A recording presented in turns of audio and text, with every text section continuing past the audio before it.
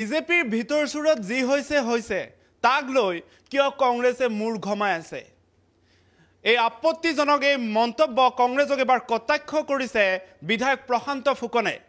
এবাৰ বিজেপিয়ে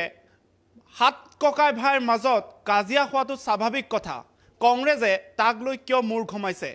কাৰণ 10-15 দিনৰ পিছত সেই ককাই ভাইৰ লগতে আকৌ সম্বন্ধ গঢ় লৈ উঠে ভাল হয় মাতবুল হয় কিয় কংগ্ৰেছে এই ক্ষেত্ৰত মাতিব লাগে এইদৰে ভূপেন বৰাক টাৰ্গেট কৰি মন্তব্য কৰিছে প্ৰশান্ত ফুকনে আমি জনাই আছো সেই গুৰুত্বপূৰ্ণ খবৰটো এবাৰ কংগ্ৰেছক কটাক্ষ কৰিছে বিধায়ক প্ৰশান্ত ফুকনে তেওঁ মন্তব্য কৰিছে যে কংগ্ৰেছৰ নেতাই হেলমেট পিন্ধি ৰাজীৱ ভৱনলৈ যাবলগীয়া পৰিস্থিতিৰ সৃষ্টি হৈছিল কেদিনমানৰ পূৰ্বে আৰু এবাৰ কংগ্ৰেছে যিহেতুকে দাবী কৰিছিলে বা বিজেপিয়ে উল্লেখ কৰিছিলে যে 11খন আসন পোৱাটো নিশ্চিত আৰু বিধায়ক প্ৰশান্ত ফুকনে সেই কথাকে ইংগিত দিলে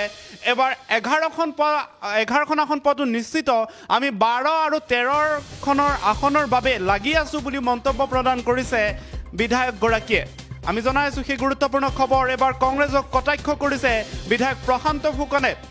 আমাৰ ঘৰৰ ভিতৰৰ কথাক লৈ কিয় মাথা মাৰিছে কংগ্ৰেছে কিয় মন্তব্য দিছে কংগ্ৰেছে এই মন্তব্য কৰিছে প্ৰশান্ত ফুকনে আনহাতে তেওঁ কৈছে যে হাত ককাই ভাইৰ মাজত একেগৰাকী মা কৰে হাত ককাই ভাইৰ মাজৰ কাজিয়া হোৱাটো স্বাভাৱিক কথা 10-15 দিনৰ পিছত সেই ককাই ভাইৰ মাজতে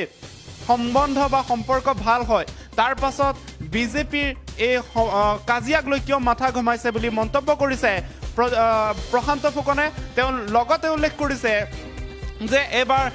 বিজেপিয়ে 11খন আসন পোৱাটো নিশ্চিত 12 আৰু 13খনৰ আসনৰ বাবে হে লাগি আছিল বুলি মন্তব্য কৰিছে প্ৰশান্ত ফুকনে লগতে কেইবাটাও বিস্ফোৰক মন্তব্য প্ৰদান কৰিছে বিজেপি কংগ্ৰেছৰ বিৰুদ্ধে যাক লৈ এতিয়া প্ৰতিক্ৰিয়াৰ সৃষ্টি হৈছে যেহেতুকে কিছু সময়ৰ পূৰ্বে প্ৰদেশ কংগ্ৰেছৰ সভাপতি ভূপেন বৰাই মন্তব্য কৰিছিলে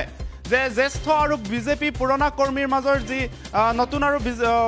নতুন আৰু পুৰণা বিজেপি কৰ্মীৰ মাজৰ যি সংঘাত আছিল সেই সংঘাতক লৈ ভূপেন বৰাই উল্লেখ কৰিছিলে যে এয়া ৱাৰ্ম আপ চলি আছে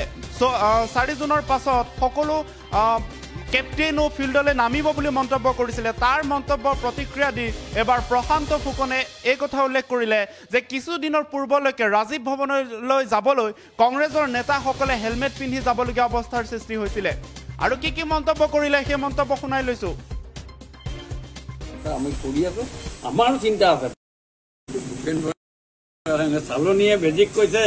তোৰ মূৰত ফুটা এটা আছে বুলি চালনী যে গোটেই গাটো যে ফুটা এইটো চালনীয়ে দেখা নাই নেকি ভূপেন বৰা ডাঙৰীয়াই আমাৰ জয়ন্তত আছে কিবা এখন চিঠি লিখিলে তাৰ ওপৰত তেওঁ ক্ৰিটিচাইজ কৰিবলৈ কি নৈতিক অধিকাৰ আছে তেওঁলোকেতো এতিয়া কংগ্ৰেছত এতিয়া এনেকুৱা চলি আছে যে হেলমেট পিন্ধি যাবলগীয়া হৈছে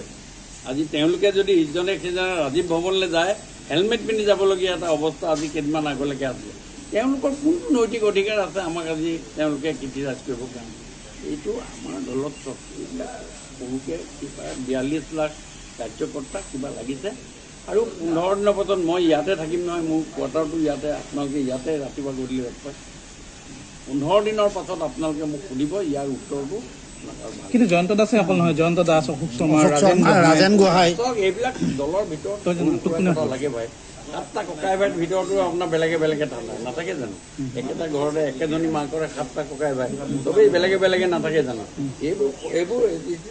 জেনেৰেল ফেনমেনা ইয়াত লৈ আপোনালোকে চিন্তা কৰিব নালাগে আমাৰ দলত একো আমি গোটেই বস্তুটো ক্ৰিয়া প্ৰক্ৰিয়া আমাৰ আৰম্ভ হোৱা নাই এইটো সোনকালে আমাৰ যদি তেনেকুৱা কিবা আছে গোটেইখিনি কথাত আমাৰ ভৱিষ্যত কেইখন পাব আপোনালোকে আমিতো 11+ গৈ আছো আৰু আমি বাকী দুটা চিটৰ কাৰণে আমি লাগি আছো 12 আৰু 13ৰ কাৰণে এই কথাটো আমি চিন্তা চৰ্চা আমি কৰি আছো আমাৰ চিন্তা আছে 12 আৰু 13ত আমাৰ চিন্তা নাই বুলি কোৱা নাই কিন্তু 11খন কমপ্লিট 11 কমপ্লিট 12 আৰু 13ত আমাৰ চিন্তা আছে নাই বুলি আমি কোৱা নাই